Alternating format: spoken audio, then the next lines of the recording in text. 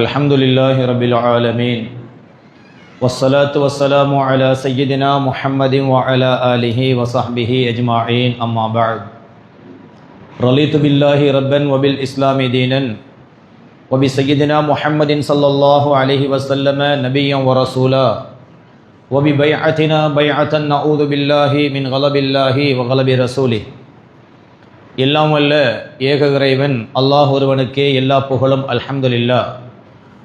ஸலவாத்தும் சலாமும் நமது உயிரிலும் மேலான கண்மணி நாயகம் முஹம்மது முஸ்தபா ஸல்லல்லாஹு அலைஹி வஸல்லம் அன்னவர்கள் மீதிலும், அன்னவர்களின் பரிசுத்த அஹ்லுல் பைத்துகள், சத்திய சஹாபாக்கள், தாபிஊன்கள், தபாஉ தாபிஈன்கள், நபிமார்கள், வலிமார்கள், இமாம்கள், நல்லடியார்கள், மூமினான முஸ்லிமான ஆண் பெண் சகோதர சகோதரிகள் அனைவர்கள் மீதிலும் என்றென்றும் நிலவட்டும் என பிரார்த்தித்தவனாக, கண்ணியத்துக்கும் மரியாதைக்கும் உரிய நமது மஸ்ஜிதுல் ஆலி பள்ளிவாயலினுடைய கௌரவ கண்ணியத்துக்குரிய பேஷ் இமாம் மௌலவி நிஸ்தார் ஆலிம் மன்பஇ அவர்களே, இந்த பள்ளிவாயலுடைய மேன்மைக்குரிய கௌரவ நிர்வாகிகளே, மற்றும் இங்கே ஜமாத்தார்களாக கலந்து சிறப்பித்து கொண்டிருக்கின்ற அன்புக்குரிய சகோதரர்களே, பெரியவர்களே, தாய்மார்களே, சகோதரிகளே, மஹல்லாவாசிகளே, எல்லாம் வல்ல அல்லாஹ் சுப்ஹானஹு வ தஆலா ரமலானுடைய மாதத்தை அடைவதற்கு நம் எல்லோருக்கும் எவ்வாறு பாக்கியத்தை தந்திருக்கிறானோ, அதுபோல இந்த ரமலானில் லைலத்துல் கத்ரையும் அடைகிற பாக்கியத்தை நம் அனைவருக்கும் தந்தருள் புரிவானாக என்று பிரார்த்தித்தவனாக, சங்கையான ரமலானுடைய மாதத்திலே பிறை 17ஆம் இரவிலே நாம் அனைவரும் இருக்கிறோம். இன்றைய நாள் இஸ்லாமிய வரலாற்றிலே மிக முக்கியமான நினைவு கூறப்பட வேண்டிய ஒரு வரலாற்று நாள். நபிகள் நாயகம் ஸல்லல்லாஹு அலைஹி வஸல்லம் அன்னவர்கள் 40வது வயதில் நபி என்று பிரகடனம் செய்யப்படுகிறார்கள். மேலதிகமாக 13 ஆண்டுகள் மக்காவிலே வாழ்கின்றார்கள். ஆனாலும் அந்த 13 ஆண்டுகளில் மக்காவிலே நபிகள் நாயகம் ஸல்லல்லாஹு அலைஹி வஸல்லம் அன்னவர்களை நிம்மதியாக வாழ்வதற்கு அங்கிருந்தவர்கள் விடவில்லை. அதில் அதிகமானவர்கள் தூரத்தில் உள்ளவர்களும் அல்ல, நபிகள் நாயகம் ஸல்லல்லாஹு அலைஹி வஸல்லம் அன்னவருடைய குடும்பத்தை சார்ந்த குறைஷி குலத்தில் உள்ளவர்களும் அதிகமானவர்கள் நபிகள் நாயகம் ஸல்லல்லாஹு அலைஹி வஸல்லம் அன்னவர்களை மக்காவிலே வாழ விடாமல் நிந்தித்தார்கள். அல்லாஹ்வுடைய உத்தரவை கொண்டு 53வது வயதிலே நபிகள் நாயகம் ஸல்லல்லாஹு அலைஹி வஸல்லம் அன்னவர்கள் மதீனா நகருக்கு ஹிஜ்ரத்து சென்றார்கள். அங்காவது நிம்மதியாக வாழ முடியுமா என்று எத்தனித்த பொழுது அதற்கு கூட அங்கே அவர்களை வாழ விடாமல் மதீனாவில் உள்ளவர்களை தூண்டி ஸல்லல்லாஹு அலைஹி வஸல்லம் அன்னவர்களுக்கு மதீனாவிலும் உயிரச்சுறுத்தலை அன்றைய ஜாஹிலியா மக்கள் ஏற்படுத்தினார்கள். இந்த நிலையில்தான் ஹிஜ்ரத்துக்கு சென்று 2வது வருடம் நபிகள் நாயகம் ஸல்லல்லாஹு அலைஹி வஸல்லம் மன்னவர்களுக்கு ஒரு செய்தி கிடைக்கிறது. சிரியா, இன்றிருக்கின்ற சிரியாவுக்கு வியாபாரத்திலே அபூ சுஃபியான் என்கின்றவருடைய தலைமையில் வியாபார குழு ஒன்று சென்று வருகிறது. அது மதீனாவை அண்மித்த பகுதியில் வருகிறது என்கிற செய்தி கிடைக்கிறது. அப்பொழுது நபிகள் நாயகம் ஸல்லல்லாஹு அலைஹி வஸல்லம் அன்னவர்கள் ரமலான் மாதம் பிறை 17இல் நடந்த இந்த சம்பவத்தினுடைய அடிப்படை இதுதான். அந்த வியாபார கூட்டத்தை தடுத்து நிறுத்தி மக்காவிலும் என்னை வாழ விடவில்லை, மதீனாவிலும் இருக்க விடவில்லை என்பதற்காக இவர்களுக்கு ஒரு பாடம் கற்பிக்க வேண்டும் என்று முயற்சிக்கின்றார்கள். அதற்காக தன்னுடைய தோழர்களோடு யுத்தத்துக்காக செல்லவில்லை, சாதாரணமாகத்தான் செல்கிறார்கள். அவ்வாறு செல்கின்ற பொழுது அது ஒரு யுத்தமாக மாற வேண்டிய சூழ்நிலை ஏற்படுகிறது. அபூ சுஃபியான் மக்காவுக்கு செய்தியை அனுப்புகிறார். மதீனாவிலே இருக்கிற முஹம்மத் நபி ஸல்லல்லாஹு அலைஹி வஸல்லம் கூட்டத்தார்களும் என்னை வழிமறித்து இடையூறு பண்ணிவிட்டார்கள் என்கின்ற செய்தியை சொல்ல, மக்காவிலே இருந்த அபூ ஜஹில் 1000 பேர் கொண்ட படையோடு ஸல்லல்லாஹு அலைஹி வஸல்லம் அன்னவர்களோடு போர் புரிவதற்காக வருகின்றார். இவ்வாறு நடந்த பொழுது அபூ சுஃபியான் மதீனாவில் இருந்து தப்பித்து மக்காவுக்கு சென்று சேர்ந்து விட்டார். ரெண்டு விஷயம், நிறைய பேர் ரெண்டையும் உண்டா பேசுவாங்க. ரெண்டது, ஒன்று வியாபார கூட்டத்தோடு ஏற்பட்ட முரண்பாடு, இரண்டாவது பத்ர் யுத்தம் என்று நடந்த நிகழ்வு. இந்த இரண்டில் இரண்டாவது பத்ர் யுத்தமாக மாற வேண்டிய சூழல் ஏன் ஏற்பட்டது என்ற வரலாறு நெடியது. இது தராவிஹுடைய பயான் என்கிற காரணத்தினால் உங்களுக்கும் நேரத்தை கடத்தாமல் முடிந்தவரை என்னுடைய வார்த்தைகளில் சுருக்கமாக பேச முயற்சிக்கின்றேன். மக்காவிலே வாழுகிற பொழுது நபிகள் நாயகம் ஸல்லல்லாஹு அலைஹி வஸல்லம் அன்னவர்கள் கஅபாவிடத்திலே தொழுது கொண்டிருக்கிறார்கள். இவ்வாறு தொழுவார்கள். தொழுகின்ற நேரத்திலே எதிரிகள் ஓரத்திலே நின்று கொண்டு விசில் அடிப்பார்கள், கைதட்டுவார்கள், ஏளனம் செய்வார்கள், தொல்லைகள் கொடுப்பார்கள். ஆனால் ஸல்லல்லாஹு அலைஹி வஸல்லம் அன்னவர்கள் ஒரு பொழுதும் தளர்வதில்லை. ஒரு நாள் கஅபாவிடத்திலே நபிகள் நாயகம் ஸல்லல்லாஹு அலைஹி வஸல்லம் அன்னவர்கள் தொழுது கொண்டிருக்கிற பொழுது ஒட்டகத்தினுடைய குடல்களையும் அறுக்கப்பட்ட கழிவுகளையும் தங்கள் கரங்களினால் அள்ளி கொண்டு வந்து நபிகள் நாயகம் ஸல்லல்லாஹு அலைஹி வஸல்லமுடைய கழுத்திலும் முதுகிலும் போட்டு விட்டார்கள். உச்சகட்டம்.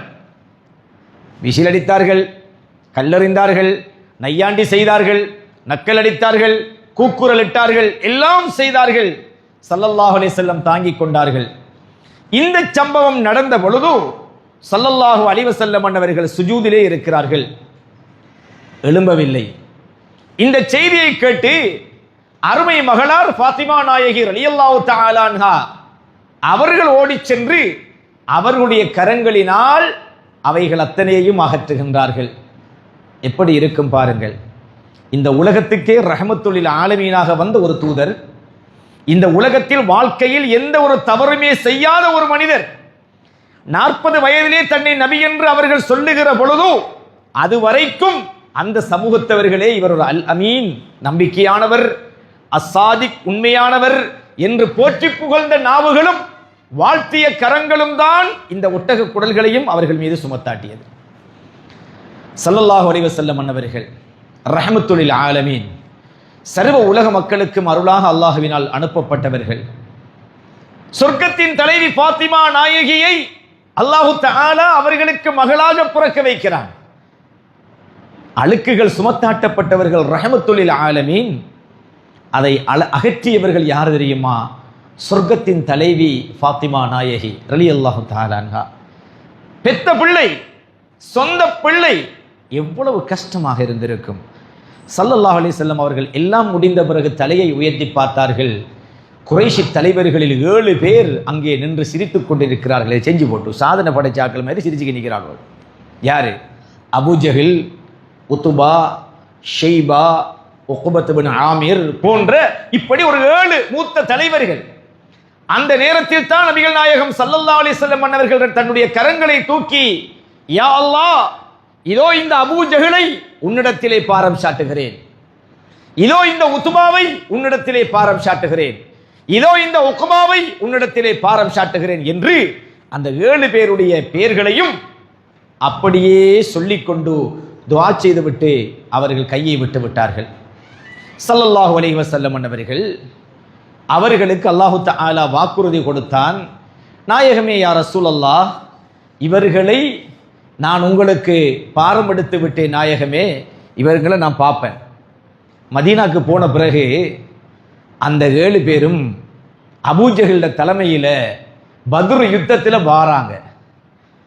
ஸல்லல்லாஹு அலைஹி வஸல்லம் அன்னவர்களுக்கு அல்லாஹ் தஆலா அறிவிக்கிறான், நாயகமே யா ரசூலல்லாஹ், நாளை நடக்க போகின்ற பத்ர் யுத்தத்திலே மக்காவிலே உங்களுக்கு இந்த தொல்லை தந்த 7 பேரும் இன்ன இடத்திலே மாண்டு கிடப்பார்கள் என்று அல்லாஹ் தஆலா வஹீயை இறக்குகிறான்.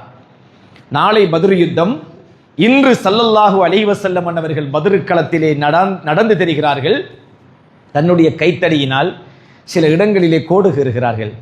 நாளை இந்த இடத்திலே அபூஜஹில் மாண்டு கிடப்பான், நாளை இந்த இடத்திலே உத்பா மாண்டு கிடப்பான், நாளை இந்த இடத்திலே உக்பா மாண்டு கிடப்பான், நாளை இந்த இடத்திலே ஷைபா மாண்டு கிடப்பான் என்றெல்லாம் ஸல்லல்லாஹு அலைஹி வஸல்லம் ஒரு நாளுக்கு முன்னதாகவே அந்த இடங்களை கோடிட்டு காட்டுகிறார்கள். அல்லாஹ் அறிவித்து கொடுத்தான். அதுபோலவே அந்த யுத்தமும் நடந்து முடிந்தது. அல்லாஹு தஆலா சொன்னான், நாயகமே யா ரசூலல்லாஹ், இரண்டு கூட்டத்தார்களில் ஒருவரை ஜெயிக்கின்ற வெற்றி பெறுகின்ற வாய்ப்பை உங்களுக்கு நான் தருவேன் என்று நான் வாக்களித்தேன் அல்லவா என்று அல்லாஹ் கேட்கிறான். யார் அந்த ரெண்டு கூட்டம் தெரியுமா? ஒன்று அபூ சுஃபியானுடைய தலைமையிலே வந்த வியாபார கூட்டம், இரண்டாவது அபூ ஜஹலுடைய தலைமையிலே வந்த அந்த பத்ர் யுத்தத்துக்காக வந்த கூட்டம். அல்லாஹ் சுப்ஹானஹு வ தஆலா ஸல்லல்லாஹு அலைஹி வஸல்லம் அவர்களிடத்திலே கேட்கிறான், வயிது யஇதுகுமுல்லாஹு இஹ்தா தாயிஃபத்தைனி அன்னஹா லகும் வ தவத்தூன அன்ன கைர ذاتி ஷௌகா தகூனு லகும் வ யுரீதுல்லாஹு அன் யுஹிக்கல் ஹக்க பிகலிமதிஹி வ யக்தஅ தாபிரல் காஃபிரீன். நாயகமே யா ரசூலல்லாஹ், ரெண்டு கூட்டத்தார்களில் ஒன்று உங்களுக்கு வெற்றி கிடைக்கும். ஸல்லல்லாஹு அலைஹி வஸல்லம் ஆசைப்பட்டது என்ன தெரியுமா? ஸல்லல்லாஹு அலைஹி வஸல்லம் ஆசைப்பட்டது வியாபார கூட்டத்தை தடுக்க வேண்டும், அவர்களுடைய பொருள்கள் பறிமுதல் செய்யப்பட வேண்டும். அல்லாஹு தஆலா அவர்களுக்கு நழுவ வாய்ப்பை விட்டு கொடுத்து விட்டான். ஆனால் இரண்டாவதிலே அல்லாஹு தஆலா என்ன கொடுக்கிறான் என்றால், அந்த பெரும் பெரும் தலைவர்கள் இருக்கிறார்களே, அவர்களை பெருமானாருடைய காலடிக்கு வர வைத்து அவர்களை அந்த மண்ணிலே மாண்டு போக செய்கிறான். இதுதான் அல்லாஹ் நபிகள் நாயகம் ஸல்லல்லாஹு அலைஹி வஸல்லம் அவர்களுக்கு கொடுத்திருக்கின்ற மிகப்பெரிய அருள் பாக்கியம். உங்களுக்கு தெரியுமா, குர்ஆன்ல வல்லுஹா என்று ஒரு அத்தியாயம் இருக்கு. தராவீஹ்ல கேட்பீங்க அல்லது இதர தொழுகைகள்ல எல்லாரும் கேட்பீங்க. வல்லுஹா வல்லைலி இதா சஜா, இந்த ஆயத்துல அல்லாஹ் சொல்லுகிறான், வலல் ஆகிரத்து கைருல் லக மினல் ஊலா. நாயகமே யா ரசூலல்லாஹ், ஏதாவது உங்களுக்கு ஒரு காரியம் தட்டுப்பட்டு போயிட்டா கவலைப்படாதீங்க. ஏன் தெரியுமா? வலல் ஆகிரத்து, தட்டுப்பட்டு போனதுக்கு பிறகு இன்னொன்று வருமே, அது தட்டுப்பட்டு போனதை விட சிறந்ததாக இருக்கும். நாயகமே யா ரசூலல்லாஹ், மக்கா தட்டுப்பட்டு போச்சு. ஸல்லல்லாஹு அலைஹி வஸல்லம் மக்காவை கடுமையா நேசிச்சாங்க. ஆனா மக்கா அவங்களுக்கு கிடைக்கல, பறி போயிட்டு. பிந்தி வெற்றி கொள்றாங்க, அது ஒரு விஷயம். ஆனா திருப்பி மக்காவுல வாழல. மக்காவை இழந்த நபிகள் நாயகத்திற்கு மதீனாவை அல்லாஹ் சன்மானமாக கொடுக்கிறான். அபூ சுஃபியானுடைய வியாபார கூட்டம் நழுவி போனதற்கு பதிலாக அபூ ஜஹலுடைய தலைமையில் வந்த பத்ர் யுத்தத்துக்கு வந்த எதிரிகளை ஸல்லல்லாஹு அலைஹி வஸல்லம் அவர்களுக்கு அல்லாஹ் தஆலா வசப்படுத்தி கொடுக்கிறான். இதுதான் அங்கே இருக்கக்கூடிய தாற்பயம். அந்த பத்ர் யுத்தம் வெற்றி கொள்ளப்பட்ட காரணத்தினால், பெரிய பெரிய தலைவர்கள் 7 பேரும் ஒரே யுத்தத்திலே மாளப்பட்ட காரணத்தினால், பிற்காலத்திலே மக்காவை வெற்றி கொள்வதற்கு மிக மிக மிக சுலபமாக இருந்தது ஸல்லல்லாஹு அலைஹி வஸல்லம் அவர்களுக்கு. மக்காவை மட்டுமா வெற்றி கொண்டார்கள்? தப்பி போனாரே அபூ சுஃபியான், மக்கா வெற்றியின் பொழுது, நாயகமே யா ரசூலல்லாஹ், நான் இஸ்லாத்தை ஏற்கிற குடும்பத்தோடு இஸ்லாத்துக்கு வாரேன் என்று மக்கா வெற்றியில அவரும் இஸ்லாத்தை ஏற்றுக்கொண்டார். பாருங்க, யுத்தம் தொடங்கினதே அவரால. ஆனா அவரு கடைசியாக மக்கா வெற்றியின் பொழுது இஸ்லாத்தை ஏற்றுக்கொள்றார். அபூ சுஃபியான், அல்லாஹு தஆலா அவருக்கு இஸ்லாத்தை நாடிட்டான், இஸ்லாத்தை ஏற்றுக்கொள்றார். எந்த அளவுக்கு தெரியுமா? அவர் இஸ்லாத்தை ஏற்றுக்கொள்றார் மட்டுமல்ல, அபூ சுஃபியான் அவங்களோட வரலாறு உங்களுக்கு தெரியும். அபூ சுஃபியான் அவங்களோட மனைவி யாரு? ஹிந்தா. யாரு? ஹிந்தா. வரலாற்றில் ஸல்லல்லாஹு அலைஹி வஸல்லம் அவங்களோட சாச்சா ஹம்சா ரலியல்லாஹு தஆலா அன்ஹு அவங்கள உஹது யுத்தத்தில் நெஞ்ச பிளந்து ஈரல வெளியில எடுத்து வாயில சப்பி துப்பிய வரலாற்றுக்கு சொந்தமான பெண்மணி ஹிந்தா. யாரு? ஹிந்தா. ஹிந்தா யாரு? அபூ சுஃபியான் அவங்களுக்கு மனைவி. அவ கூட இஸ்லாத்தை ஏற்றுக்கொண்டா. ஆனா ஸல்லல்லாஹு அலைஹி வஸல்லம் ஒரு விஷயம் சொன்னாங்க, ஹிந்தா, நீங்க இஸ்லாத்தை ஏற்றீங்க, மன்னிப்பு கேட்டீங்க, நான் கருணையுள்ள ரஹ்மத்துல் ஆலமீன், நான் ஏத்துக்கோறேன். ஆனா என் முகத்துக்கு முன்னுக்கு மட்டும் வராதிங்க. ஏன் தெரியுமா? உங்களை காணக்கிட்ட என் சாச்சாட நெஞ்ச நீங்க கத்தியால குத்தி பிளந்து ஈரல எடுத்து சப்பி துப்பின அந்த காட்சி எனக்கு இன்னும் இருக்கு.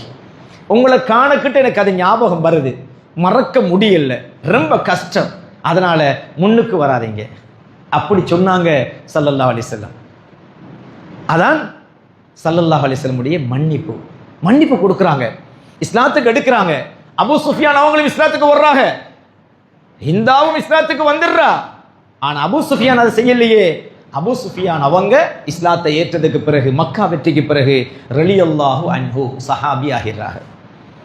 அபூ சுஃபியான் அவர்களுடைய மகன்தான் இஸ்லாமிய சாம்ராஜ்யத்தில் 4 கலீஃபாக்களுக்கு பிறகு உலகத்திலே அமீருல் முஃமினீன் என்று, அதாவது வரலாற்றில் அவருடைய பெயர் அமீருல் முஃமினீன் ஏற்றுக்கொள்ளப்படுவதில்லை, உமையாக்களுடைய ஆட்சியினுடைய தலைவராக இருந்த பெரும் சஹாபி ஸல்லல்லாஹு அலைஹி வஸல்லம் அவங்களோட வஹியை எழுதக்கூடிய சஹாபியா கூட அவங்க சில காலம் பணி செஞ்சிருக்கிறாங்க. யாரு? முஆவியா ரலியல்லாஹு தஆலா அன்ஹு. தந்த குடும்பத்தால ஸல்லல்லாஹு அலைஹி வஸல்லம் அவங்களுக்கு ஏற்பட்ட மன கஷ்டங்கள், இழப்புகள், வருத்தங்களுக்கு ஈடாக இஸ்லாம் இந்த உலகத்தில் பல தேசங்களுக்கு, சிரியா ஷாம் தேசம் வரைக்கும் ஆட்சி ஓட்டுவதற்கு முஆவியா ரலியல்லாஹு தஆலானுடைய அந்த அவர்களுடைய காலம், நிர்வாகம், ஆட்சி முறைமை இருந்தது. இதுல நிறைய விஷயம் இருக்குது. ஆனாலும் முஆவியா ரலியல்லாஹு தஆலா அவங்களுக்கும் அலி ரலியல்லாஹு தஆலா இடையில் ஏற்பட்ட மனக்கசப்பெல்லாம் இருக்கு. அது வேற விஷயங்கள். ரைட். இப்ப அபூஜஹல் யுத்தத்துக்கு வந்தவர் 7 பேரும் அவுட். யுத்தம் வெற்றி.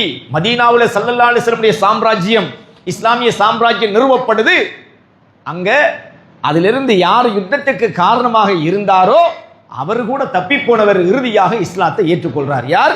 அபூ சுஃபியான் ரலியல்லாஹு அன்ஹு. இஸ்லாத்தை ஏற்றாச்சு. இப்ப அபூ சுஃபியான் இல்ல ரலியல்லாஹு அன்ஹு. ஸல்லல்லாஹு அலைஹி வஸல்லம் ஏற்றுக்கொண்டாச்சு. நாம என்ன செய்யறது? ஏற்றாகணும். சரி. அப்ப இந்த பத்ர் யுத்தம், இந்த பத்ர் யுத்தத்தை பற்றி அல்லாஹு தஆலா, அது நடந்த நாள் தான் ரமலான் மாதம் பிறை 17 இன்றைய நாள். பத்ர் யுத்தம் இடம்பெற்ற நாள். இஸ்லாத்தில் முதலாவது இடம்பெற்ற பெரிய யுத்தம் பத்ர் யுத்தம். இந்த பத்ர் யுத்தத்தில் அல்லாஹ் சுப்ஹானஹு வ தஆலா எங்களுக்கு நிறைய விஷயங்களை விளங்கப்படுத்துறான். ஒன்று, குர்ஆன் அல்லாஹ் தஆலா சொல்லுகிறான், வலகத் நஸரகுமுல்லாஹு பிபத்ரின் வ அன்தும் அதில்லஹ் ஃபத்தகுல்லாஹ் லஅல்லகும் தஷ்குரூன். வலகத் நஸரகுமுல்லாஹு பிபத்ரின், பத்ர் களத்திலே அல்லாஹ் தஆலா உங்களுக்கு வெற்றியை தந்தான். வ அன்தும் அதில்லா. இதான் குர்ஆன்ல பத்ர் யுத்தத்தை பத்தி, பத்ர் யுத்தம் என்று சொல்லியே பத்ர் என்று சொல்லி வந்த ஆயத்து. வ அன்தும் அதில்லா. இங்க அல்லாஹ் என்ன சொல்றான்னு கேட்டா, நீங்கள் 2 கண்டிஷன் இருக்குது. ஒன்று, நீங்கள் சபர் என்கிற பொறுமை உடையவர்களாக இருக்க வேண்டும். நான் முன்னுக்கு ஒரு விஷயம் சொன்னா மறந்துடாதீங்க. அதை இந்த உலகத்தில் நம்மளுக்கு ஏதாவது தட்டுப்பட்டு போனா அல்லாஹ்வுக்கு ஏசப்படா. அல்லாஹ் இப்படித்தான், போன மாசம் கொண்டு வந்துச்சு, தட்டுப்பட்டு போச்சு, இன்னும் அன்றைக்கு வந்ததும் தட்டுப்பட்டு போச்சு, ஒரே நம்மளுக்கு வாரதும் தட்டுப்படுறது தான். அது வாழ்க்கையா இருக்கட்டும், தொழிலாக இருக்கட்டும், ஒரு கல்யாணம் வந்து தட்டுப்பட்டாலும் நம்ம ஆக்கள் டக்கட்டு அல்லாஹ்வை கோபிக்கிற என்ன வருது போகுது ஒன்றும் நடக்க இல்லை, எவனோ என்னமோ ஏதோ அதோ ஒன்று 1000 மௌட்டீகத்துக்கு பின்னால் இந்த சமூகம் போயிடும். அந்த முட்டாள்தனமான விஷயங்களுக்கு பின்னால் போகக்கூடாது. அல்லாஹு தஆலா ஸல்லல்லாஹு அலைஹி வஸல்லம் அவங்களுக்கு கொடுத்த வாக்குறுதி என்ன? வலல் ஆஹிரத்து கைருன் லக மினல் ஊலா. எது தட்டுப்பட்டு போகுதோ பின்னால நல்லது வந்துகிட்டு இருக்குன்னு அர்த்தம். எது தட்டுப்பட்டு போகுதோ பின்னால நல்லது வருது என்று அர்த்தம். அதை நம்பணும். ஏன் அதை சொல்றேன்? இப்ப அது அடுத்த விஷயம். அதான் இந்த பத்ர் யுத்த விஷயத்திலையும் அல்லாஹ் சுப்ஹானஹு வ தஆலா எங்கள்கிட்ட 2 விஷயத்தை கேட்கிறான். குர்ஆன்ல இருக்கு. இந்த ஆயத்துல அல்லாஹு தஆலா சொல்றான். இது நான் இப்ப ஓதுற ஆயத்துல அடுத்த ஆயத்து அதான். அல்லாஹு தஆலா என்ன தெரியுமா சொல்றான்?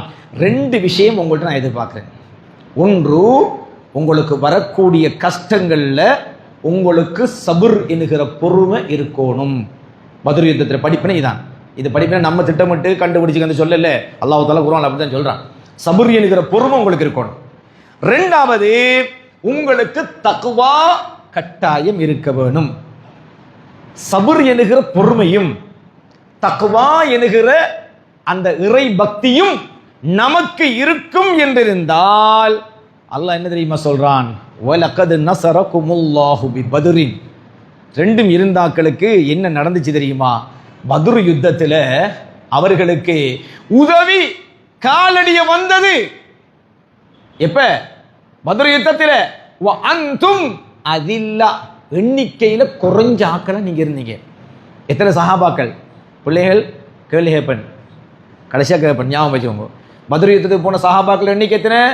313. ஆனா எதிரிகள் எத்தனை பேர் வந்தாங்க? 1000 பேர் வந்தாங்க. அல்லாஹ் என்ன தெரியுமா சொல்றான்? நீங்க வெறும் 313 பேரு, வெறும் 70 ஒட்டக, ஒரே ஒரு குதிரை, இதோட நீங்க போறீங்க. ஒழுங்கான வாளும் இல்ல, ஈட்டியும் இல்ல, அம்பும் இல்ல, பொல்லும் இல்ல, கல்லும் இல்ல. ஆனா உங்களுக்கு எதிராக வந்தாக்கள் 1000 பேர், நீங்க 313 பேரு. அப்படி இருந்தும் கூட அல்லாஹ்க்கு சுப்ஹானஹு வ தஆலா உங்களுக்கு பத்ர்ல வெற்றியை தந்தானே, அதுல சூட்சுமம் என்ன தெரியுமா? மக்காவுல ஏற்பட்ட கஷ்டத்துல நீங்க பொறுமையா இருந்தீங்களே, அல்லாஹ்வை மறக்காம தக்வாவோட இருந்தீங்களே, அந்த ரெண்டும் உங்களுக்கு மிக பெரிதானமான கிரீடமாக அங்க உங்களுக்கு இருந்துச்சு. அதனால நீங்கள் அல்லாஹ்வுடைய உதவியை நீங்கள் சிறுபான்மை கொஞ்சம் பேராக இருந்தாலும் பத்ர்ல நீங்க கண்டீங்க. உண்மையில் நம்ம இருந்தமண்டா அது கொஞ்சம் பேர் என்றாலும் வெற்றி கிடைச்சே தீரும். இன்னைக்கு உலகத்தில் முஸ்லீம்கள் கூடவா குறவா? குறவு.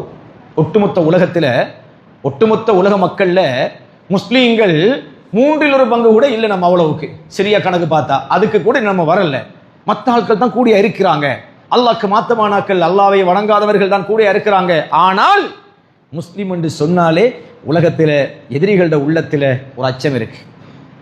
அது எந்த ஜமாத்தா இருந்தாலும் பிரச்சனை இல்லை, யாரா இருந்தாலும் பிரச்சனை, எந்த நாடா இருந்தாலும் பிரச்சனை இல்லை. அல்லாஹ் என்ற ஒரு வார்த்தை அவன் மனதில் இருக்கா, அல்லாஹ்வை ஏற்றுக்கொள்றானா, ஸல்லல்லாஹு அலைஹி வஸல்லம் ஏற்றுக்கொள்றானா, மற்றவன் நம்மள முஸ்லீம் தான் பார்ப்பான். நம்மளுக்கு 1000 பிளவு இருக்கு, அதெல்லாம் அவனுக்கு தேவையில்லை.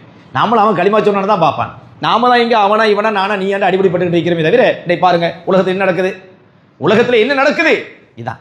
ஆக நாம கொஞ்சம் பேராக இருந்தாலும் என்ன, எதிரிகள உள்ளத்துல அல்லாஹு தஆலா பயத்தை கொடுப்பான். அவங்க எவ்வளவு பேர் இருந்தாலும் பரவாயில்ல, அது இந்த ஆயத்துல அல்லாஹு தஆலா எங்களுக்கு சொல்லி காட்டுகிறான். இரண்டாவது விஷயம், நீங்க கொஞ்சமா இருந்தாலும் உங்களுக்கு தான் வெற்றி, பத்ர்ல சொன்ன வசனம். இரண்டாவது, நீங்க தனியண்டு நினைக்காதீங்க. நீங்க சரியா இருந்தா அல்லாஹு தஆலா உங்களை மலக்குகளை கொண்டு பலப்படுத்துவான். பத்ர் யுத்தம் நடக்குது. சஹாபாக்கள் ஸல்லல்லாஹு அலைஹி வஸல்லம் அவங்கள்ட்ட வந்து சொல்றாங்க, நாயகமே யா ரசூலல்லாஹ், பத்ரில் நான் ஒரு ஆச்சரியத்தை கண்ட நாயகமே. சஹாபாக்கள் சொல்றாங்க, நாங்க ஒரு ஆச்சரியத்தை கண்டோம். என்ன? நாங்க எதிரியை விரட்டிக்கிட்டு போவோம், ஆனா எங்கட தலைக்கு மேலால சாட்டைய விசுக்கிற சத்தம் எங்களுக்கு கேட்குது. நாங்க எதிரியை விரட்டிக்கிட்டு போறோம், ஆனா அங்க போய்த்து போற நேரத்துல எங்கட தலைக்கு மேலால சாட்டை சுழற்றப்படுகின்ற சப்தம் கேட்கிறது. எங்களுக்கு முன்னுக்கு போன எதிரி கீழே விழுந்து கிடக்கிறான். நாயகமே யா ரசூலல்லாஹ், அவனை போய் என்னடான்னு பார்த்தா அவன் மூக்குடைஞ்சு போய் கிடக்கிறான். சிட்டியா மூக்குல காயம் அவனுக்கு. அவன் மூக்குடைஞ்சு போய் பணிய கிடக்கிறான், செத்து போயிடுறான். ஆச்சரியமா இருந்துச்சு நாயகமே யா ரசூலல்லாஹ். அப்ப ஸல்லல்லாஹு அலைஹி வஸல்லம் சொன்னாங்க, மலக்குகள் இந்த பத்ர் யுத்தத்தில் கலக்கிறாங்க நான் சொன்னேன் இல்லையா, அது மலக்குகள் தான் போர் செய்தார்கள் என்று ஸல்லல்லாஹு அலைஹி வஸல்லம் விளக்கம் சொன்னார்கள். அல்லாஹு தஆலா 1000 மலக்குகளை இறக்குறான், 3000 மலக்குகளை இறக்கினான். நீங்கள் அதுக்குத்தான் அல்லாஹு தஆலா அடுத்த வசனம், முன்னூற்றி சொன்ன வசனம் தான், அதுக்கு தான் அல்லாஹு தஆலா அடுத்த வசனத்தை என்ன சொல்றான்? பலாயின் தஸ்பிரு, நீங்கள் பொறுமையுடையவர்களாக இருந்தால், வதத்தகு, நீங்கள் தக்வாவுடையவர்களாக இருந்தால், 2 கண்டிஷன் இருந்தா, வயதுக்கும் மின் ஃபௌரிஹிம் ஹாதா யும்திதுக்கும் ரப்புக்கும் பிஹம்ஸத்தி ஆலாஃபி மினல் மலாயிகா முஸவ்விமீன். போருக்கென்று குறிவைக்கப்பட்ட சீல் பண்ணப்பட்ட 5000 மலக்கை இறக்கிறதுக்கு நான் ரெடி என்று அல்லாஹு தஆலா சொன்னான். 1000 ஆகி 3000 ஆகி என்ன சொன்னான்? 5000 பிஹம்ஸத்தி ஆலாஃபி, 5000 மலக்கை இறக்க நான் ரெடி என்று சொன்னான். நாம உண்மையில இருந்தா, பத்ர் யுத்தம் தரக்கூடிய பாடம், நாம உண்மையில இருந்தா, நாம பொறுமையோட இருந்தா, நாம தக்குவாவோட இருந்தா, மனுஷர்களுக்கு அநியாயம் செய்யாம, அல்லாஹ்க்கு மாறு செய்யாம, ஹராத்துக்குள்ள பெய்த்திராம, ஹலாலையும் ஏவலையும் பேணி சரியா இருந்தோம்னு சொல்லி சொன்னா, சப்ரோட இருந்தா மனுஷன் தேவையில்லை, மலக்குகளை கொண்டு அல்லாஹு தஆலா பத்ர் யுத்தத்தில் மட்டுமல்ல நம்முடைய உள்வீட்டுக்குள்ளும் அவனுடைய பாதுகாப்பை இறக்குவான். என்ன, மலக்குகள் பத்ர் யுத்தத்துக்கு மட்டும் படைக்கப்பட்டாங்களா? மற்றதுக்கு படைக்கப்படலையா? சரி, பத்ர் யுத்தத்துக்கு போனா மட்டும்தான் மலக்கு இறங்குவாங்களா? ஸல்லல்லாஹு அலைஹி வஸல்லம் சொன்னாங்க, என் தோழர்களே, என் உம்மத்தவர்களே, மையவாடிய போல உங்களோட வீட்டை நீங்கள் ஆக்கி விடாதீர்கள், குர்ஆனை அதிகம் ஓதுங்கள். நீங்கள் அப்படி குர்ஆனை ஓதினால் பல்லாயிரக்கணக்கான மலக்குகள் உங்களுடைய வீடுகளுக்கு இறங்கிக் கொண்டிருப்பார்கள் என்றார்கள் ஸல்லல்லாஹு அலைஹி வஸல்லம். நாம் எல்லாத்தையும் வரலாறாக்கி போட்டோம்.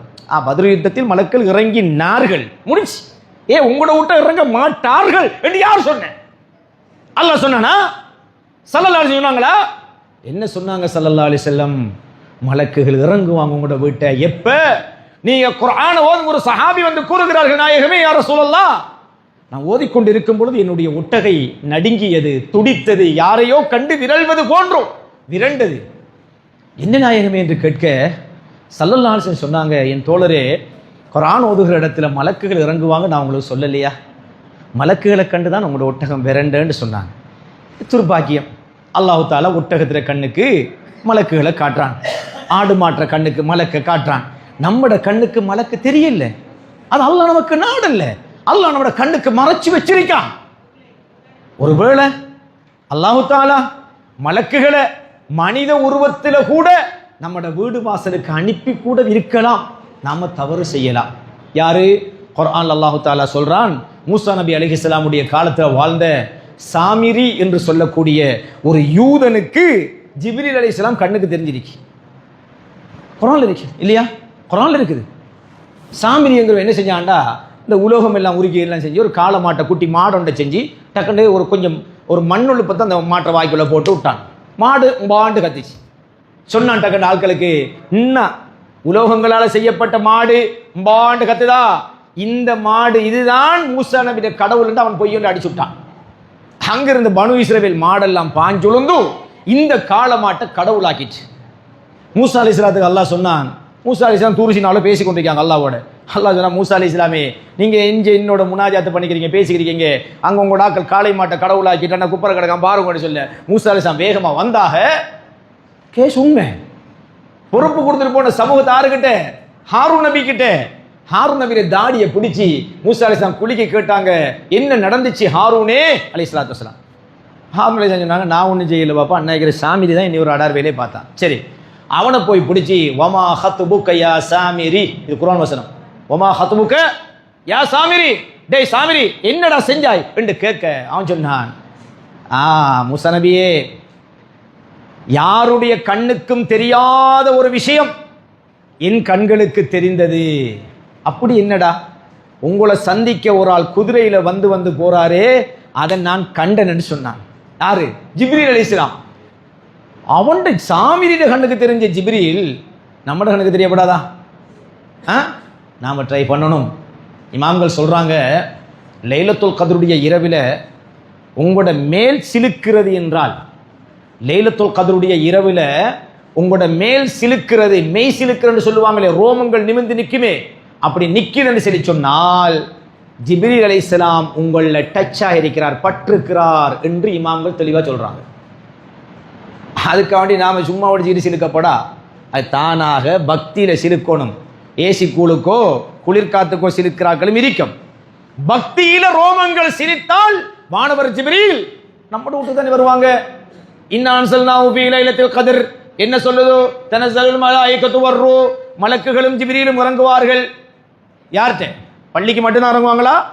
இல்ல, வீட்டுக்கு இறங்குவாங்க, ரோட்டுக்கு இறங்குவாங்க, முழு பூமிக்கும் இறங்குவார்கள், முழு பூமிக்கு இறங்குவாங்க. அப்ப மலக்குகள் பத்ர் யுத்தத்தோட முடியல, நல்லவங்கிற கண்ணுக்கு மட்டும் தெரியல, சாமிரி என்கிற யூதண்ட கண்ணுக்கு தெரிஞ்சிருக்கி. எனவே மலக்குகள் குர்ஆன் ஓதக்கூடிய வீடுகளுக்கு இறங்குவாங்க. நம்ம எல்லாத்தையும் வரலாறு ஆக்கிட்டோம், வந்தாங்க போனாங்க. உங்கள்கிட்ட வர மாட்டாங்களா? இல்லை. நம்ம ஏன் அப்படி நம்பிக்கை இழக்கணும்? மலக்குகள் பத்ர் யுத்தத்திலே எப்படி அல்லாஹு தஆலா நபிகள் நாயகம் ஸல்லல்லாஹு அலைஹி வஸல்லம் அவர்களுக்கும் சஹாபாக்களுக்கும் 1000 3000 மலக்குகளை இறக்கினானோ, இன் தஸ்பிரு வ தத்தகு, உங்களுக்கு பொறுமை இருந்தால், தக்வா இருந்தால் உங்களுக்கும் அந்த மலக்குகள் உதவி இருக்கு, நம்மளுக்கும் இருக்கு. அல்லாஹ் தஆலா அந்த பாக்கியத்தை தரணும். அப்ப அந்த மலக்குகள் ஸல்லல்லாஹு அலைஹி வஸல்லம் சொன்னாங்க, உங்களுக்கு முன்னால எதிரியை நீங்க விரட்டி போறீங்க, அவன் உங்களுக்கு நீங்க வெட்ட முந்தி அவன் விழுந்து கிடக்கிறான், மூக்குல காயமும் இருக்குது, அது மலக்குகள் அடிச்ச அடி என்று சொன்னாங்க ஸல்லல்லாஹு அலைஹி வஸல்லம். ஸல்லல்லாஹு அலைஹி வஸல்லம் என்ன சொல்றாங்க? மலக்குகள். அப்ப இது பத்ர் யுத்தத்தில் நடந்த மிகப்பெரிய ஒரு அற்புதமான விஷயம். அது மட்டுமல்ல, நபிகள் நாயகம் ஸல்லல்லாஹு அலைஹி வஸல்லம் அன்னவர்களுக்கு ஒரு துஆ கேட்டாங்க. அதான் பத்ர் யுத்தத்தின் வெற்றியின் ரகசியங்கள் என்று சொல்லுவார்கள் அறிஞர்கள். முதல்ல அங்க நம்பிக்கை, ஈமான் உறுதியா இருந்துச்சு. சஹாபாக்கள் சொன்னாங்க, நாயகமே யா ரசூலல்லாஹ், இந்த பயணத்தில் கடல்ல குதிச்சு மௌத்தாகணும் என்று நீங்கள் எங்களுக்கு சொல்லுவீர்களாக இருந்தால் எங்கள் உயிர்களையும் இழக்க தயாராக இருக்கிறோம் நாயகமே யா ரசூலல்லாஹ் என்று சஹாபா பெருமக்கள் சொன்னாங்க. நம்ம அப்படி இருக்குமா? நம்மளுக்கு அப்படி திலகாத்திரமான நம்பிக்கை இருக்கா? இல்லை. அப்ப ஸல்லல்லாஹு அலைஹி வஸல்லம் வந்து தான் சொல்லணுமா? அதை நான் ஒரு கட்டத்தில் கேட்டேன், ஸல்லல்லாஹு அலைஹி வஸல்லம் அவங்களுக்காக உசுரை கொடுப்பியா? ஓ கொடுப்பேன். உண்மையா கொடுப்பியாடா? உண்மையா கொடுப்பேன். சரி, ஸல்லல்லாஹு அலைஹி வஸல்லம் அவங்களுக்கு 5 வக்தம் தொழவாடாண்டா வரமாட்டான். உசுர கொடுப்பியாடான்னு கேட்டா கொடுப்போமா. ஸல்லல்லாஹு அலைஹி வஸல்லம் அவங்களுக்காக 5 வக்து தொலைவான்னு கேட்டா தரமாட்டான், வரமாட்டான். பள்ளிக்கு ஏதாவது தாடான்னு கேட்டா தரமாட்டான். உசுர கொடுப்பேன். ஏன்னா உசுர புரியுதானே, ஏன் உடனே கொடுத்து கிழிச்சிட்டுவாரு. சும்மா பொய் வாயால சொல்றது. சூரத் பக்ராவில் அல்லாஹ் தஆலா சொல்லுவான், வமினன் நாஸி மை யகூலு ஆமன்னா பில்லாஹி வல் யௌமில் ஆகிர் வமா ஹும் பிமுமினீன். சூரத் பக்ராவில் இருக்கிற ஆயத். சிலாக்கள் வாயால சொல்லுவான் நாங்கள் மூமின் என்று, அவன் மூமினே கிடையாது அல்லாஹ் குர்ஆன்ல சொல்லுவான். மூமின் இல்லை. சூரத் பக்ரா பாருங்க. அப்ப நாம வாயால சொல்ற மூமினா இருக்கப்படா, செயல்ல மட்டும் மூமினாவும் இருக்கப்படா. கல்பிலையும் ஈமான் இருக்கணும். கல்பிலையும் என்ன செய்யணும்? ஈமான் இருக்கணும். வாயால சொல்ற மாதிரி செயல்ல இருக்கிற மாதிரி கல்விலையும் ஈமான் இருக்கணும். அந்த சஹாபாக்குடைய பத்ர் யுத்தத்துடைய வெற்றியின் இரகசியங்கள்ல ஒன்று அந்த சஹாபாக்குடைய ஈமான் உள்ளத்திலும் செயலிலும் இருந்தது. இரண்டாவது துஆ. இரண்டாவது வெற்றியின் ரகசியம் என்ன? பத்ர் யுத்தத்துல துஆ. பத்ர் யுத்தத்துக்கு முன்னாடி ஸல்லல்லாஹு அலைஹி வஸல்லம் அவர்கள் என்ன செய்றாங்க? அல்லாஹ் கிட்ட ஒரு துஆ கேட்கறாங்க. என்ன துஆ கேட்கறாங்க தெரியுமா? யா அல்லாஹ், யா அல்லாஹ், இந்த பத்ர் யுத்தத்துல நான் இருக்கிற சிறு கூட்டம் உயிர் மாய்க்குமாக இருந்தால், மரணித்து விடுவார்களாக இருந்தால் நாங்க பிரச்சனை இல்லை. நீ வணங்குறதுக்கு, உன்னை வணங்குறதுக்கு யாரும் இல்லை. நீ வணங்கப்படுவதற்கு இந்த பூமியில யாரும் இல்லை. நாங்க மௌத்தாகினா அதுக்கப்புறம் உன்னை வணங்க யாரும் இல்லை என்று உருக்கமான ஒரு துவா கேட்டாங்க. அல்லாஹு தஆலா அவர்களுக்கு இருந்த நீர் தட்டுப்பாடை போக்குவதற்காக ஒரு சிறு தூக்கத்தை ஸல்லல்லாஹு அலைஹி வஸல்லம் அவர்களுக்கு கொடுத்தான். பத்ர் யுத்தத்தில் கூடாரத்துக்குள்ள. அதில் அல்லாஹு தஆலா அவர்களுக்கு சுப செய்தியை சொன்னான். நாயகமே யா ரசூலல்லாஹ், நாளை நடக்க போகின்ற யுத்தத்தில் நீங்கள் வெற்றி அடைவீர்கள் என்ற ஆசீர்வாதத்தை அல்லாஹ் கொடுத்தான். சுப செய்தியை கொடுத்தான். சிரிச்ச முகத்தோடு ஸல்லல்லாஹு அலைஹி வஸல்லம் எழுந்து சொன்னாங்க, தோழர்களே, நாளைய யுத்தத்திலே நாம் வெற்றி அடைகிறோம் என்று சொன்னார்கள் ஸல்லல்லாஹு அலைஹி வஸல்லம். எந்த அளவுக்கு தெரியுமா? இந்த பத்ர் யுத்தத்தை பற்றி சஹாபாக்களுடைய பிள்ளைகள் கூடியிருந்து கவி பாடுவாங்க. கூடியிருந்து கவி பாடுவாங்க. பத்ர் யுத்தத்தில் கலந்து கொண்ட சஹாபாக்களை பற்றி சஹாபாக்களுடைய பிள்ளைகள் கூடியிருந்து கவிதை பாடுவார்கள். ஸல்லல்லாஹு அலைஹி வஸல்லம் அங்கே வந்தாங்க. வந்த உடனே கவிதை படிச்சுக்கிட்டாக்கள் என்ன செஞ்சாங்க தெரியுமா? டக்கண்டு பத்ர் சஹாபாக்களை புகழ்ந்து படிச்சுக்கிற கவிதையை நித்தாட்டி போட்டு வஃபீனா நபியுன் யஅலமு மா ஃபீ கதி என்று ஒரு பைத்தை படிச்சாங்க. என்ன? எங்களுக்கிட்ட ஒரு நபி இருக்காங்க, எங்களுக்கிட்ட ஒரு நபி இருக்கிறாங்க, நாளை என்ன நடக்கும் என்பதை இன்றைக்கே சொல்லக்கூடிய நபி அவங்க என்று சஹாபாக்கள் படிச்சாங்க. ஸல்லல்லாஹு அலைஹி சொன்னாங்க, அது இருக்கட்டும், நீங்க படிச்சதை படிங்க, நீங்க படிச்சதை படிங்க. பத்ர் சஹாபாக்களை பத்தி படிச்சீங்களே அதை படிங்க, இதை நித்தாட்டுங்கன்னு சொன்னாங்க. அவங்க படிச்சது தெரியுமா? பத்ர் யுத்தத்தை பத்தி அங்கேயும் படிச்சாங்க அந்த சஹாபிகள். பத்ர் யுத்தத்துல நாளைக்கு யாருக்கு வெற்றி என்கிறத நேற்றே ஸல்லல்லாஹு அலைஹி வஸல்லம் சொல்லிட்டாங்க. நேற்றே சொல்லிட்டாங்க. நாளைக்கு யார் யார் எந்த இடத்துல மாண்டு போவார்கள் எதிரிகள் என்பதை இன்றைக்கே சொல்லிட்டாங்க. இதைத்தான் அங்க படிச்சாங்க. அவங்க தப்பா படிக்கல, பத்ர் யுத்தத்தை தொடர்புபடுத்த படிக்கிறாங்க. நாளைக்கு பத்ர் யுத்தத்தில் என்ன நடக்கும் என்கிறத இன்னைக்கே ஸல்லல்லாஹு அலைஹி வஸல்லம் சொல்லிட்டாங்க. அப்ப அங்க இருக்கிற விஷயம் என்ன? ஈமான் முதலாவது. ரெண்டாவது பிரார்த்தனை, துஆ. எந்த ஒரு விஷயத்திலையும் நீங்க வாழ்க்கையில துஆ கேட்டுட்டு போங்க. துஆவுல நம்பிக்கை இழக்கப்படா. நடக்கும் நடக்க அது அல்லாஹ்வோட நாட்டம். நடக்க இல்லைன்னா அல்லாஹ் நடத்தாட்டாம விட்டதுக்கு ஒரு காரணம் இருக்கும். அது நம்மளுக்கு நிலவாத்தான் இருக்கும். அதை புரிஞ்சுக்கிற அளவுக்கு மனிதன் புத்தி காணா. அவ்வளவுதான். அல்லாஹ் எதை ஏன் எப்படி என்னதுக்காக வச்சுங்கிற அளவுக்கு எல்லாத்தையும் ஆராய்ச்சி பண்ணி முடிக்கிற அளவுக்கு அல்லாஹ் நம்மளுக்கு புத்தியை தந்திக்கிறானா? தந்திக்கிறானா? இல்ல. இப்ப நீங்க நம்மோட கடமை என்ன? யா அல்லாஹ் இஸ்திகாரா. இஸ்திகாரா என்ன? என்ன ஒரு காரியத்தை செய்ய முன்னாடி அல்லாஹ் கிட்ட துஆ கேட்கறது. யா அல்லாஹ், நான் இப்படி ஒரு காரியத்தை செய்ய போறேன், இதுல எனக்கு நலவை தந்துரியா அல்லான்னு கேட்கறது. அல்லாஹ் தஆலா நலவை தருவான். தர இல்லைன்னு வச்சுக்கொள்ளுங்க, அது நடக்காம இருக்கிறது தான் நமக்கு நலவென்று புரிஞ்சிக்கிற அளவுக்கு ஈமான் இருக்கணும். நம்ம அல்லாஹ் கிட்ட உண்ட கேட்கிறோம், கிடைக்கல கிடைக்கல என்ன செய்யணும்? என்னையா அல்லாஹ், ஆனா அவன் கேட்டிக்கான் கொடுத்திக்கா, இவன் கேட்டிக்கான் கொடுத்திக்கா, எனக்கு மட்டும் தரல, அப்படி அல்லாஹ் கிட்ட மல்லுக்கு போற இல்ல, இதை தரல அல்லாஹ், அப்ப ஏதோ ஒன்று பெருசா தரப்போறான். அதானே நம்பிக்கை. நான் திரும்ப திரும்ப சொல்றேன், வலல் ஆகிரத்து ஹைருல் லக்க மினல் ஊலா. கிடைக்காம தவறி போனதை விட கிடைக்கிறது சிறந்ததாக அமையும் நாயகமே யா ரசூலல்லாஹ். உங்களுக்கு எதுல மக்கா மிஸ் பண்ணிச்சது, மதீனா சிறப்பு அமைஞ்சிச்சு. இன்ன வரைக்கும் மதீனாக்கு பெருமை. ஸல்லல்லாஹு அலைஹி வஸல்லம் அந்த மண்ணில் வாழ்ந்து கொண்டிருக்கிறாங்க, அடங்கப்பட்டிருக்கிறாங்க இல்லையா? சரி, தவறி போனது மக்கா, கிடைச்சது மதீனா. அது மட்டும் இல்ல, தவறி போனது வியாபார கூட்டம், கிடைத்தது பத்ர் களத்தில் வெற்றி. சரியா பிள்ளையா? சரியா இருக்குது. அதுதான் நம்பிக்கை. அப்போ நாம் என்ன செய்யணும்? அல்லாஹ் தந்தாலும் தராட்டியும் துஆ கேட்கணும். யா அல்லாஹ், நான் இப்படி காரியத்தை செய்ய போகிறேன், ஒரு வாழ்க்கை விஷயமா இருந்தாலும் சரி, கல்யாணம் பார்க்குறோமா, நம்மளோட பிள்ளைக்கு ஒரு நல்ல மாப்பிள்ளை பார்க்குறோமா, பொண்ணை பார்க்குறோமா, யா அல்லாஹ், அல்லாஹ் கிட்ட பொறுப்பை கொடுத்து போட்டு பாருங்க. அல்லாஹு தாலா அதில் நலவு இருந்தால் இழுத்துக்கு வந்து வைப்பான், நலவு இல்லையா விரட்டி கொண்டே விட்டுருவான். அவ்வளவுதான் நம்பிக்கை. அதுக்கு மேலே அவன் போக வானாம். அதுக்கங்கால் நம்மளுக்கு சக்தி இல்லை. பத்ரு யுத்தத்தை பற்றி அறிஞர்கள் சொல்லுகிற பொழுதும் அங்கே என்ன சொல்றாங்கன்னு கேட்டா, ஈமான் பலமா இருந்துச்சு சஹாபாக்களுக்கு, பொறுமை பலமா இருந்துச்சு. அடுத்தது துஆ.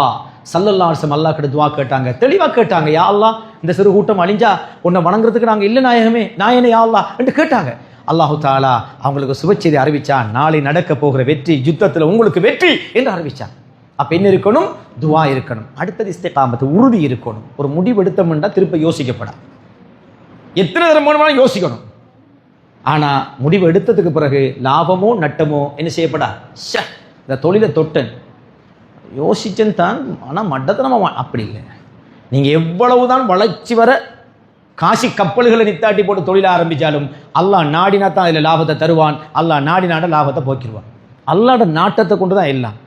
பிஸ்மில்லா அல்ஹம்துலில்லாஹ் அல் கைரு வஷ்ஷர்ரு பிமஷியத்தில்லாஹ். அவ்வளவுதான் இஸ்லாம். அல் கைரு வஷ்ஷர்ரு, நல்லதோ கெட்டதோ பிமஷியத்தில்லாஹ். அல்லாஹ்ட நாட்டம் இல்லாம நல்லது நடக்கையும் இல்லை, அல்லாஹ்ட நாட்டம் இல்லாம நம்ம பிறந்தா இல்லை. அப்ப நம்மள மௌத்தாகிறாரு நாட்டத்தை கொண்டு.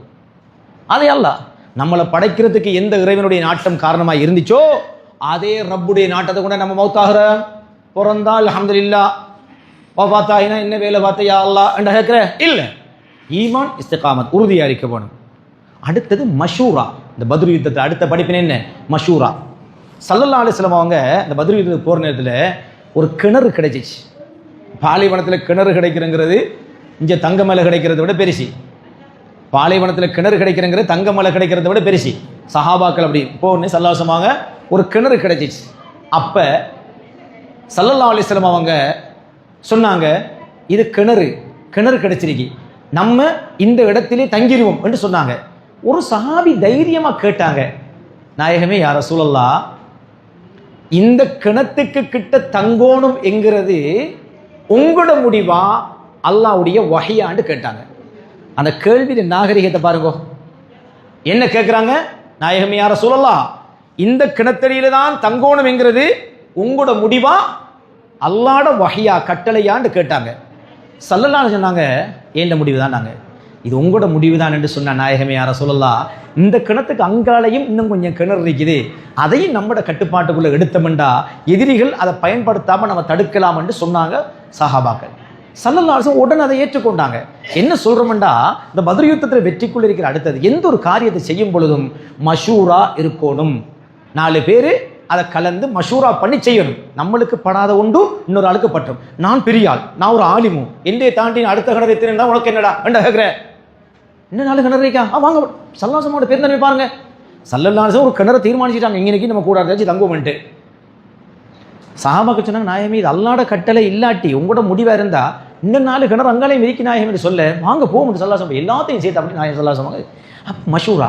அந்த பெரிய நாயகம் உலகத்துக்கே புத்தி சொல்ல வந்த ஸல்லல்லாஹு அலைஹி வஸல்லம் அவங்களே சஹாபாக்கள்கிட்ட மஷூராவை கேட்டிருக்காங்க. அப்போ ஒரு ஆலிமா இருந்தாலும், ஒரு எவ்வளோ பெரிய அதிகாரியாக இருந்தாலும், ஒரு பொறுப்புதாரியாக இருந்தாலும், தனக்கு கூட இருக்கிற அல்லது கீழே இருக்கிறாக்கள மஷூராக்களில் நல்லதை ஏற்றுக்கொள்ளக்கூடியது வெற்றிக்கு ஒரு வழி. இந்த பத்ர் யுத்தத்தில் ஒரு படிப்பினை இதையும் எங்களுக்கு என்ன செய்கிறாங்க, தாராங்க. இப்படி நிறைய விஷயங்களை பத்ர் யுத்தத்தை பேசிக்கொண்டு போகையிலும். எனவே பத்ர் யுத்தத்தில் நம்மளுக்கு இருக்க வேண்டியது சபர். அல்லாஹ் தஆலா இந்த செய்தியை மட்டும் இது கட்டாயம் சொல்ல வேண்டியது, அதை சொல்லி போட்டு முடிச்சிடுறேன். குர்ஆன்ல சூரத்துல் அன்ஃபால்ங்கிற அத்தியாயத்தில் அல்லாஹ் தஆலா சொல்றான், நான் முன்னுக்கு சொன்னேனே, நமக்கு பொறுமையும் இறையச்சமும் இருந்தால் என்ன பவர் என்று அது அல்லாஹ் விளங்கப்படுத்துறான். உங்களுக்கு பொறுமை இருக்கும் என்றிருந்தால் உங்களில் 20 பேர் ஒரு ஃபைட்டுக்கு நீங்க போனீங்கடா 200 பேரை ஜெயிச்சுட்டு வருவீங்கன்னு அல்லாஹ் தஆலா சொல்றாங்க குர்ஆன்ல. எப்படி உங்களில் 20 பேர், உங்களுக்கு நல்ல பொறுமையும் அல்லாஹ்வுல நம்பிக்கையும் தக்வாவும் இருக்குமெண்டா நீங்க 20 பேர் ஒரு சண்டைக்கு பிரச்சனைக்கு ஒரு போருக்கு போனா 200 பேரை நீங்கள் மிகைப்பீர்கள். அப்போ ஒரு மூமின், அல்லாஹ்வுக்கு கட்டுப்பட்ட தக்வா உள்ள பொறுமையுள்ள ஒரு மூமின் பவர் என்ன தெரியுமா? 10 எதிரிகளை ஜெயிக்கின்ற பவர் ஒரு மூமினுக்கு இருக்கு. 20க்கு 200 1க்கு 10. எப்படி கால்குலேட்? அல்லாஹ்ட கணக்கு எப்படி சொல்லிப்பட்டு அல்லாஹ் என்ன தெரியுமா சொல்றான்? உங்கள 1க்கு 7 இருப்பான் தானே, 10 பேரை மிகைக்கிற அளவுக்கு பலமில்லாத ஒரு நோஞ்சான் ஒருத்தன் இருப்பானே, அப்படி நோஞ்சானா இருந்தாலும் கூட அவன் 2 பேரையாவது ஜெயிப்பான் என்று அடுத்த ஆயத்தில் அல்லாஹ் சொல்றான்.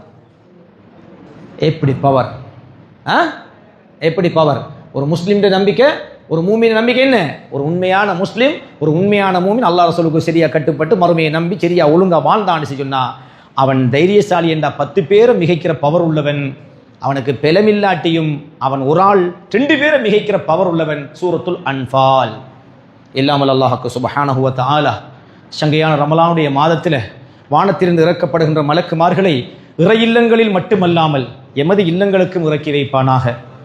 நபிமார்களுக்கும் சஹாபாக்களுக்கும் எந்த உதவிகளை அல்லாஹ் மலக்குகளை கொண்டு கொடுத்தானோ அந்த உதவிகளை கொண்டு நம்மளையும் பலப்படுத்துவானாக.